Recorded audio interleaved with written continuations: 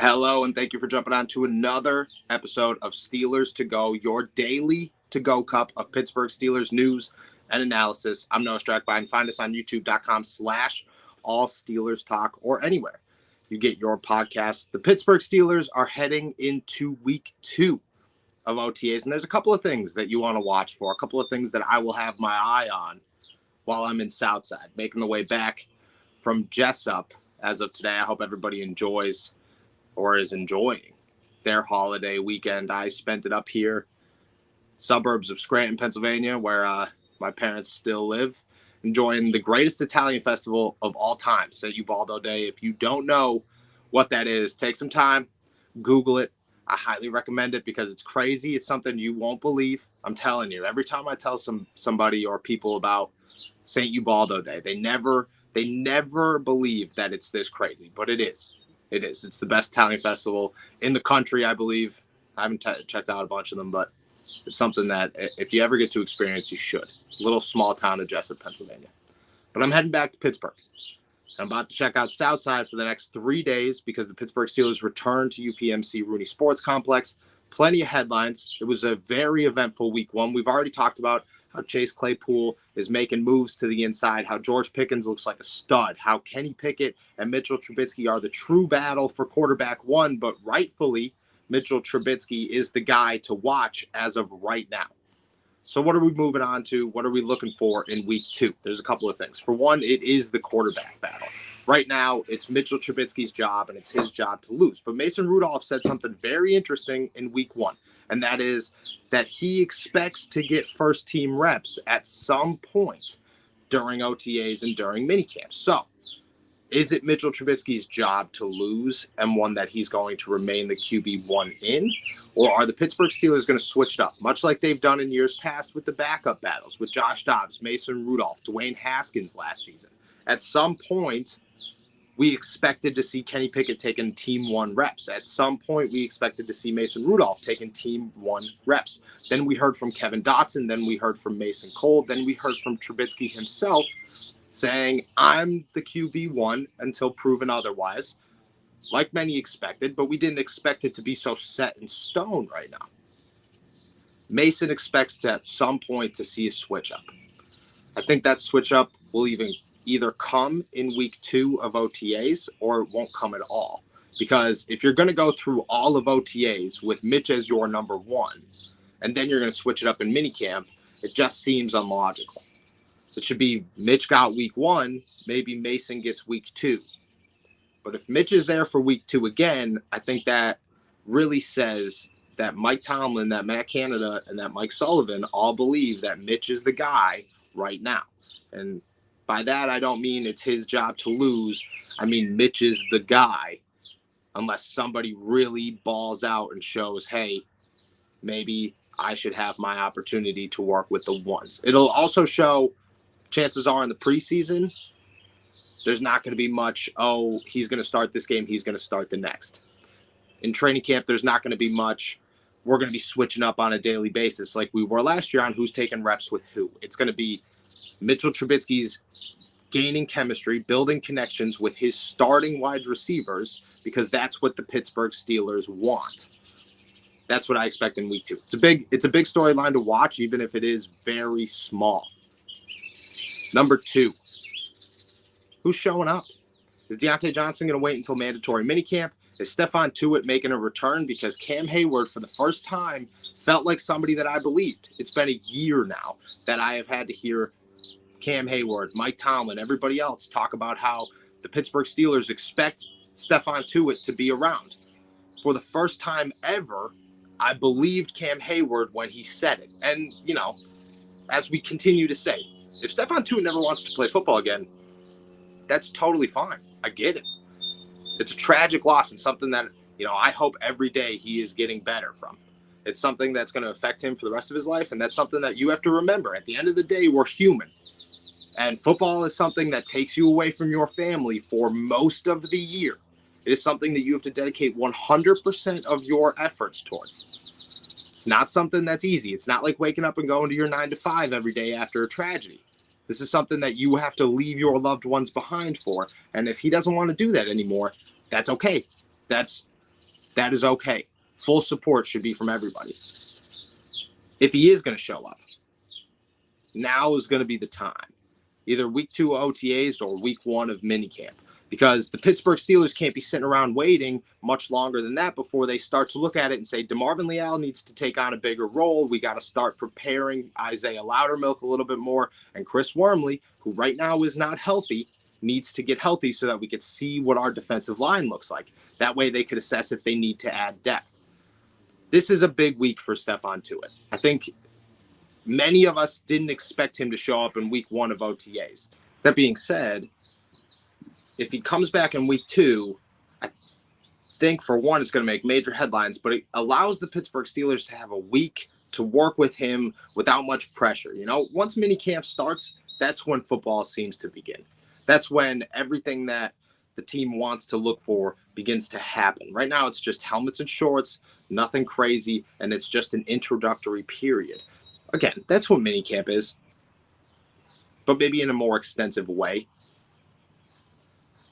1 week to see if Stephon Tuitt's in football shape, to see how much effort they need to put into him, and to see how much a year off is going to affect him is going to be huge.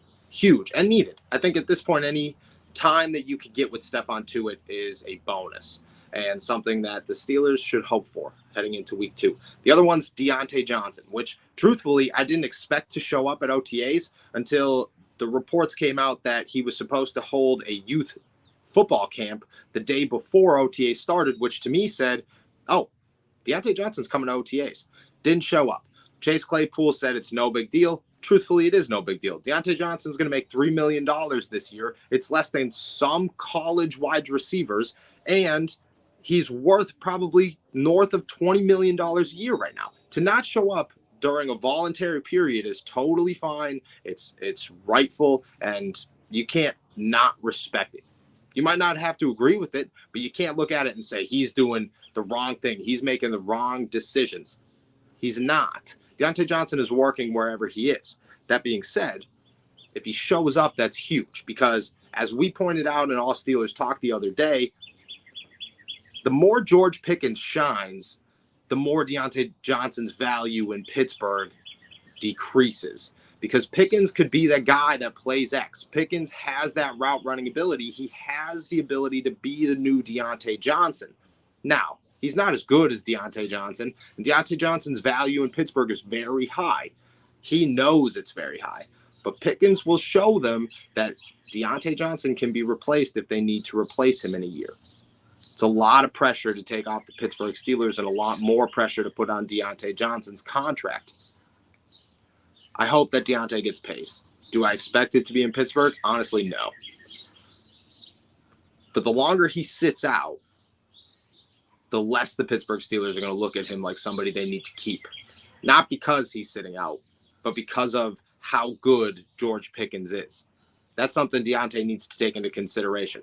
And showing up in week 2 would be a big bonus to show everybody, hey, I am just as good as everybody remembers I am. And everybody's got to get over some stuff and some drops that are holding them back from not signing me. Those are the big 2. Moving on to the defensive side of the ball, there's obvious questions pretty much everywhere, but they looked really good in week 1. And I think it starts with the secondary.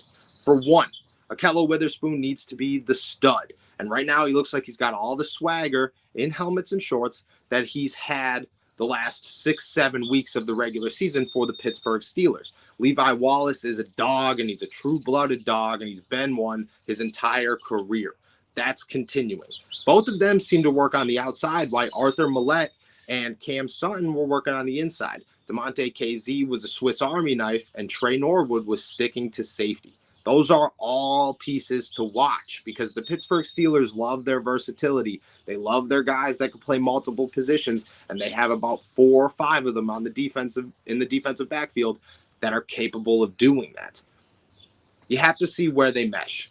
The Steelers don't want a bunch of guys that don't have solidified roles in this defense. Even when Cam Sutton was moving all over the place, he had his role on the defense. Trey Norwood is a guy that they thought was going to be the new Cam Sutton. Maybe he's just the new backup safety. DeMonte KZ might be the new Cam Sutton, and Arthur Millette and Cam Sutton might be the new Mike Hiltons.